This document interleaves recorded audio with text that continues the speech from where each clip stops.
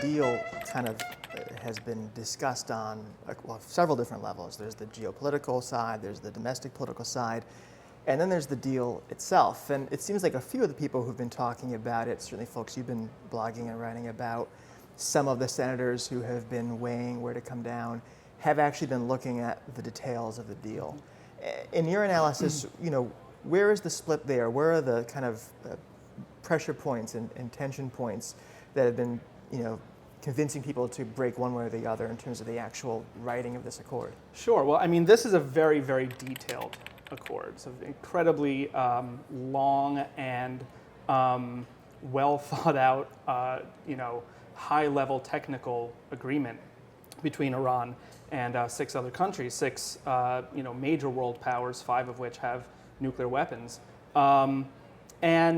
I think the merits of the deal, however, are being discussed, but within a very narrow framework by proponents and opponents alike. I think that when we see Congress members write these long posts, these long statements about the hand-wringing that they've been going through and whether they're going to support the deal or oppose the deal, it always starts from a baseline of Iran is a threat, Iran is going to be a nuclear threat, Iran desperately wants to get nuclear weapons, and once it gets those inevitable nuclear weapons, it's going to bomb the entire world, starting with Israel. All those things... Sounds right. All those things are allegations, but they don't have much basis in fact.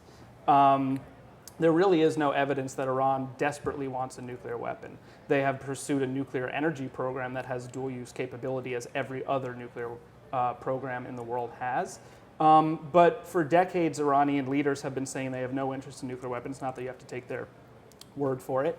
And the international inspectors for years and years have established that Iran has actually never breached the Nuclear Non-Proliferation Treaty, to which they're still a signatory, and that even the minor violations that they have committed in the past are all kind of like a failure to declare, failure to do these little things, but that once those details are exposed, actually the Iran and the IAEA have put to rest a lot of those problems. So what you see in this agreement is actually a commitment by Iran officially to never pursue nuclear weapons.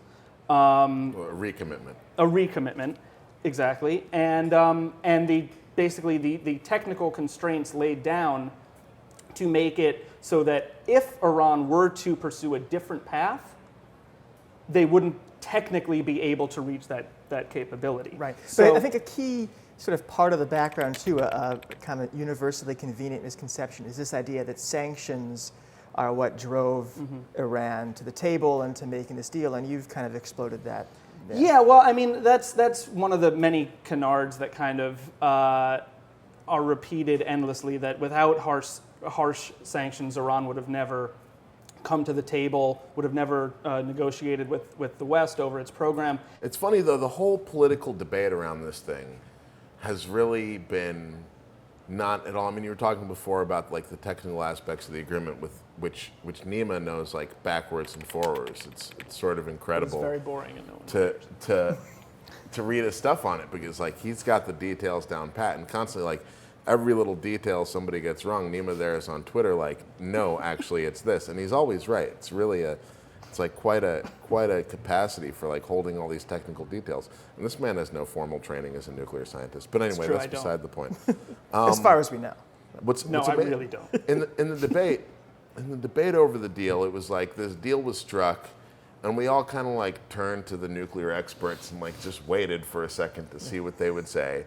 And the consensus was that like in terms of actually building a nuclear bomb, it's a pretty good deal. Of course, there are people who have no idea what the hell they're talking about, like Chuck Schumer, who still like had found problems with it. But the consensus among nuclear experts was that this was a pretty good deal, even to the point where a guy who was the head of an anti-diplomacy group is a non-proliferation expert, came out and supported the deal and resigned as the head of the group. Right. And Joe Lieberman took over because he's a real nuke expert.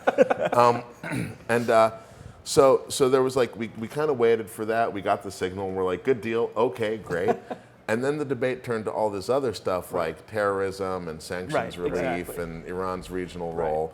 And that became the political debate. It wasn't even about the nuke thing anymore. Exactly.